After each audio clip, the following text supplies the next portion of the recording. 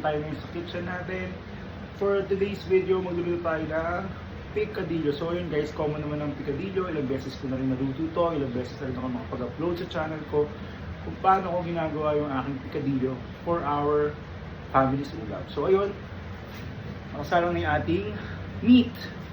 Then nakaprepare na yung aking mixed vegetables, onions, garlic, at saka yung aking potatoes. And of course, guys, kung kayo hindi kayo naglalagay ng liver spread sa picadillo, naglalagay ako ng liver spread. So now I will show you kung paano ko pinaprepare yung ating sobrang basic picadillo na pwede yung gawin sa bahay at iserve sa inyong mga pamilya. So let's do this guys.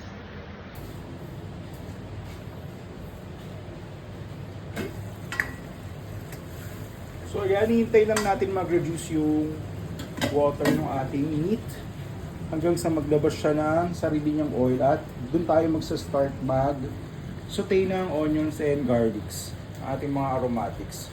So timer na ito siguro mga at least 10 minutes pa. So yung timer 1, 2, 3, 4, 5, 6, 7, 8, 9, 10. So let's start.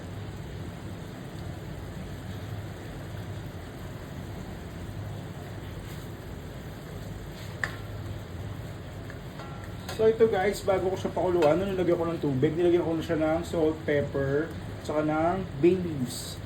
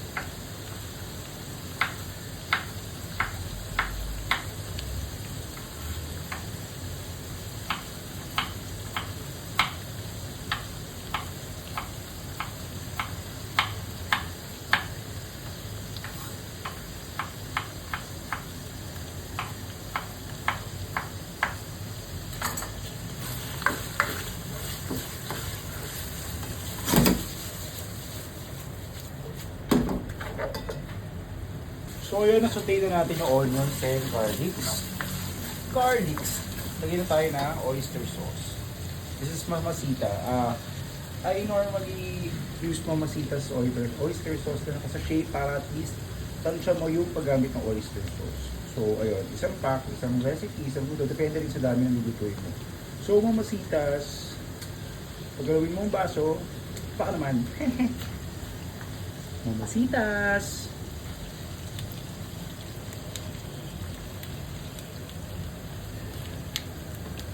Yan, para ma-achieve din natin yung dark color, kasi maputla pa to, kulang pa yung oyster. Magagamit tayo ng konting dark soy sauce. Pero habang ginigisa natin siya, ilalagay ko muna yung ating liver spread.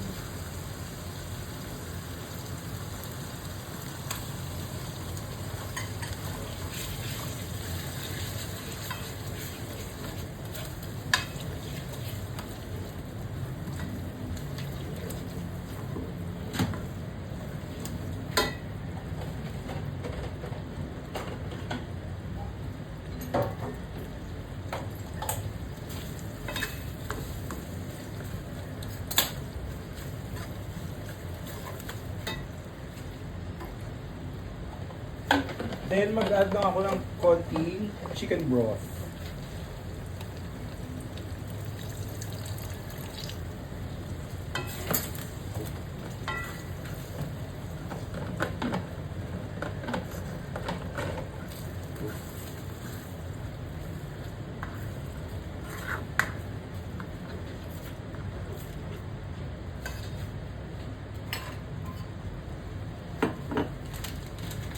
Add na tayo ng mixed vegetables. Para mag-add din ng color. Pero huwag na masyadong madami yan. Okay na yan.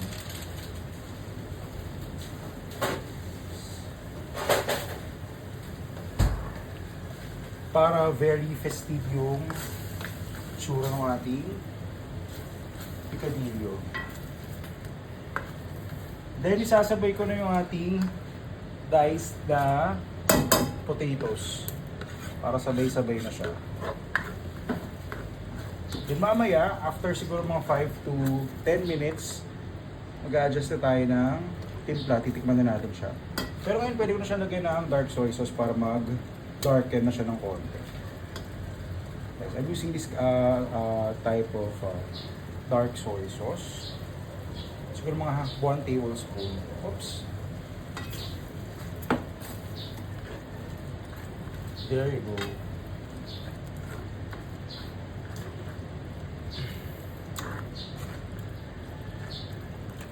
Add pa tayo ng konting chicken broth. Then yan siya mag-simmer. Yan.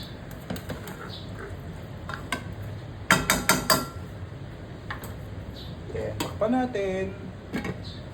Let's set the timer for at least 8 minutes.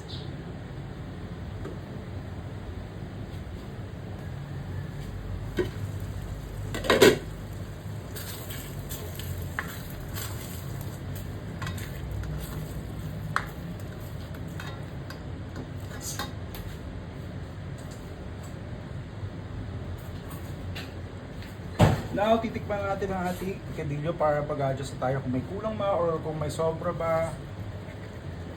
Let's try. Super sarap. Parang for me okay na siya. Add lang tayo ng konting nor liquid seasoning.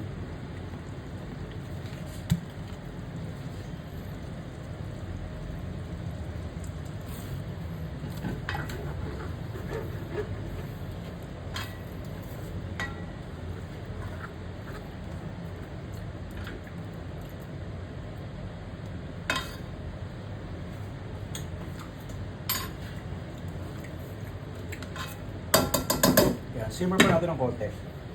Then magpe-plate na tayo.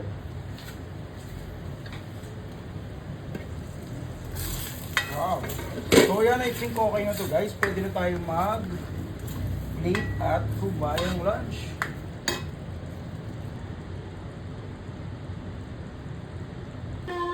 With eyeliner representing April O'Neil. Gabin! Ay! Patingin ako ng butay-tay dali, magwiwi ka. Yan, sana. O, dali, patingin ng butay-tay. Yan na, wee! Grabe naman. Hindi naman nasagasaan yun kasi mamaliksi na yun, hindi marunong magtakbo ng mabilis yun. Sabi niya, anong color ma? Kasi may nakita ako dyan sa may kanto. Sa ibang talagang snowboy. Dalawang patay na kuting. Baka, hindi nakuting yun, pusa na yun. Kuting yung malilinggit pa. Kumang-uri. So nakita mo na ito eh. Yung nanay na lagi nakatapo dito dati. Siguro na. Ayaw kasi ma, yung dalawang anak ni Mikay, lagi nang nakasunod sa kanya. Kasi, kapag ka nawawala siya, nyaw ng nyaw. Oo. Kahit tubakot na niya sa may aircon mo, kumita ang dalawang anak niya. Sino yung pumasok kila Jason? Anak ni Luna. Sa penta, ito anak ni Luna. Nakasunod yung lagi sa kanya, yung yung ila. Oo. Kaya total nila dyan, 10 na lang sila. Bakit 10 na 11 ba? Kasama ba ba sa bilang? Di ba pang 12 yung anak ni... Ay hindi, anak ni Macy pala yung ano. Nawawala. Diba rin malalagay na naman yan eh. Bundos yung sure ako Hindi din. tayo, kapag narinig niya kumakain, sumusugod, kumakain talaga. Lamang talaga yung gagawin. Buntis na te. Pala si TV buntis. Kahit ano, basta ikaw